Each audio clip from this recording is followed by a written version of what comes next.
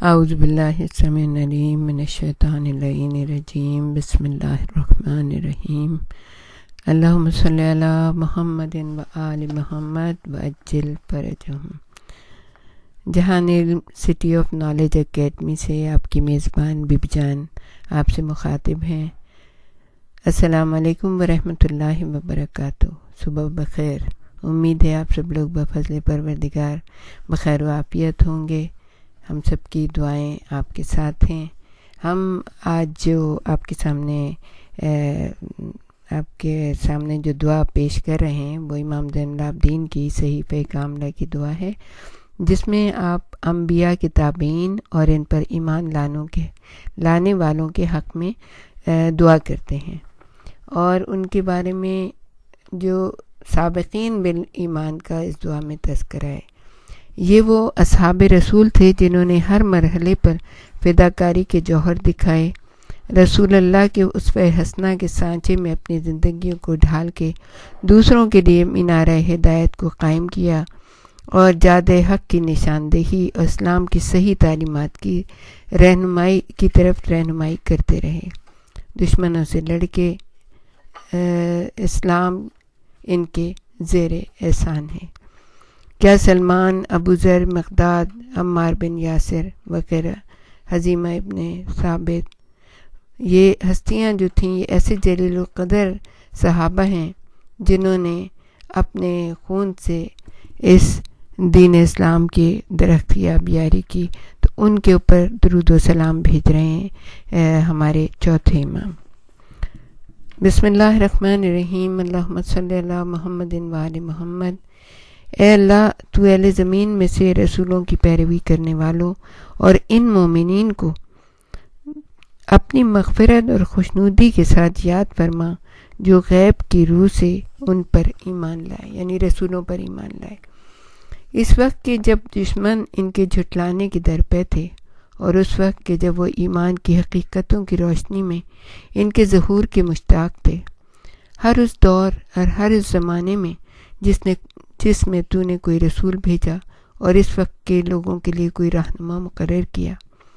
حضرت آدم کے وقت سے لے کر حضرت محمد صلی اللہ علیہ وآلہ وسلم، اللہم صلی علی محمد وآل محمد کے عہد تک، جو ہدایت کے پیشوا اور صاحبان تقوی کے سربراہ تھے،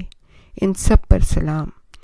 بارالہ خصوصیت سے اصحاب محمد صلی اللہ علیہ وآلہ وسلم میں سے وہ افراد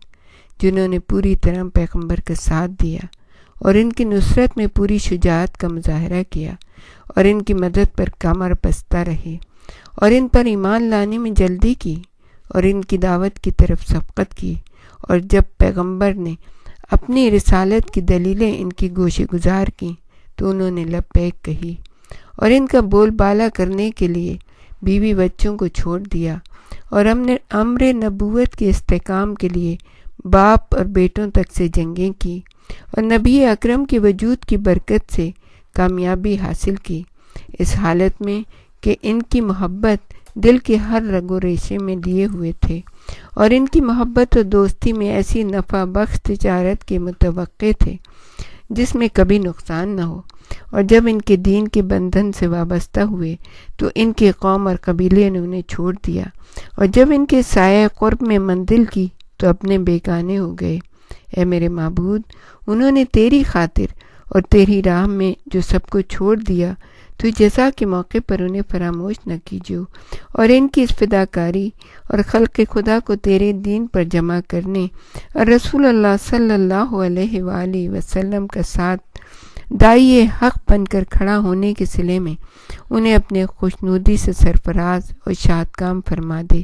اور انہیں اس امر پر بھی جزا دے کہ انہوں نے تیری خاطر اپنے قوم قبیلے کے شہروں سے ہجرت کی اور وسعت معاش سے تنگی معاش میں جا پڑے،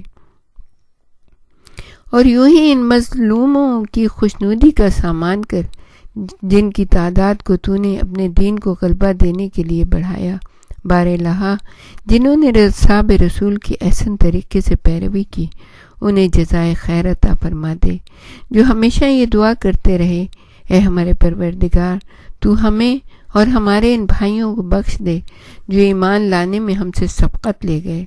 اور جن کا مطمع نظر اصحاب کا طریقہ رہا اور انہی کا طور طریقہ اختیار کیا، انہی کی روش پر گامزن ہوئے، ان کی بصیرت میں کبھی شبے کا گزر نہیں ہوا، انہیں راہ حق سے منحرف کرتا اور ان کے نقش قدم پر گام فرسائی اور ان کے روشن طرز عمل کی اقتداء میں انہیں شک و تردد نے پریشان نہیں کیا۔ وہ اصحاب نبی کے معاون و دستگیر اور دین میں ان کے پیروکار اور سیرت و اخلاق میں ان سے درس آموز رہے،